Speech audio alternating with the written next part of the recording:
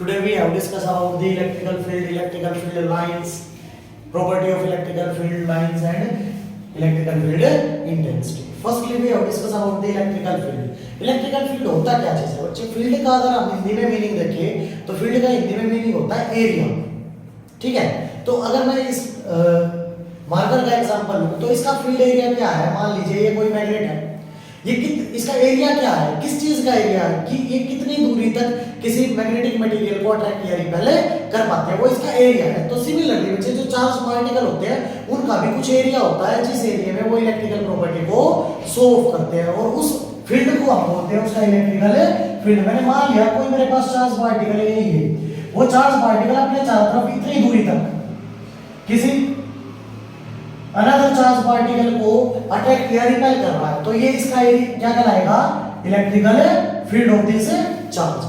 ये electrical field बच्चे हम प्लेन ऑफ पेपर पे रिप्रेजेंट करने के लिए कुछ लाइनों का यूज करते हैं जिनको हम बोलते हैं इलेक्ट्रिकल फील्ड लाइंस।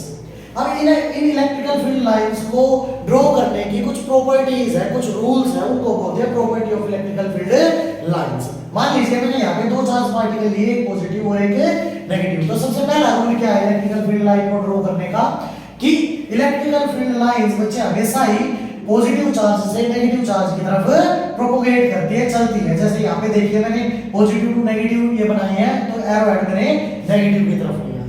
क्लियर चीज। नेक्स्ट जो हमारे पास प्रॉपर्टी है इलेक्ट्रिकल फील्ड लाइन की वो क्या है? ये कभी भी एक दूसरे को कट नहीं करती। आप देख सकते हो यहाँ भी इन लाइनों ने एक दूसरे को कट नहीं किया है। और थर्ड प्रॉपर्टी क्या है बच्चे?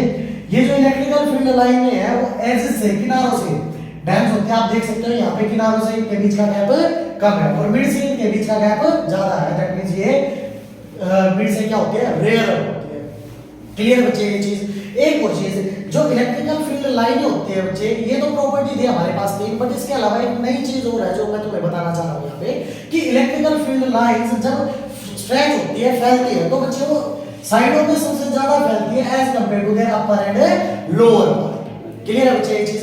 These are the electrical field lines properties. Next जो टॉपिक है बच्चे ये है हमारा इलेक्ट्रिकल फील्ड इंटेंसिटी। इससे पहले वाले टॉपिक जो है बच्चे वो हमारे 10th क्लास में के भी है और 12th क्लास के भी है। ये कॉमन टॉपिक है बच्चे। और ये जो टॉपिक है ये हमारा सिर्फ और सिर्फ 12th क्लास के लिए बच्चे। Electrical field intensity. Electrical field intensity होती क्या है बच्चे? इलेक्ट्रिकल फील्ड इंटेंसिटी होती है हमारे पास, it is defined as force per unit charge particle. अब ये फोर्स है क्या? ये फोर्स है कैसा? ये फोर्स है बच्चे हमारे पास कूलम्बियन फोर्स। कूलम्बियन फोर्स जिसके बारे में हमने कूलम्ब्स लॉ में रीड डाउन किया है। हमने कूलम्ब्स लॉ में रीड डाउन क्या किया था? इस फोर्स की वैल्यू क्या थी बच्चे? हमने ये पढ़ा था कूलम्ब्स लॉ में क्या वैल्यू थी हमारे पास इस फोर्स की? K Q naught Q divide by R square.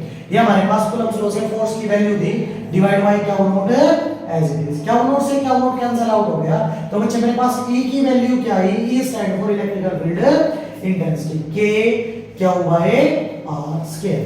Clear है बच्चे ये चीज?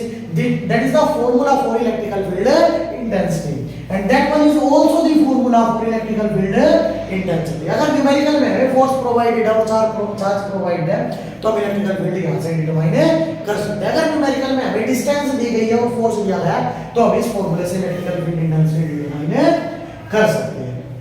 क्लियर है बच्चे ये चीज?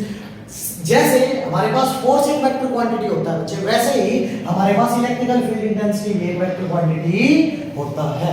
जैसे हमने कूलम्ब्स लॉ में रीड डाउन किया था कि किसी भी चीज को वेक्टर क्वांटिटी में रिप्रेजेंट करने के लिए हम क्या करते हैं? उस क्वांटिटी को यूनिट वेक्टर से मल्टीप्लाई कराते हैं। तो हम यहाँ भी क्या करेंगे? इसको यूनिट वेक्टर से मल्टीप्लाई करा देंगे। जैसे ही हम इसको यूनिट वेक्टर से मल्टीप्लाई कराएंगे तो हमारा जो ये इलेक्ट्रिकल फील्ड है ये एक वेक्टर क्वांटिटी बन जाएगा। और बच्चे अगर हमें कूलम्ब्स लॉ के बारे में पढ़ना है तो आप मेरा प्रीवियस वीडियो में कूलम्ब्स लॉ के बारे में पढ़ सकते हो, उसका डिस्क्रिप्शन में हम लिंक प्रोवाइड करा देंगे।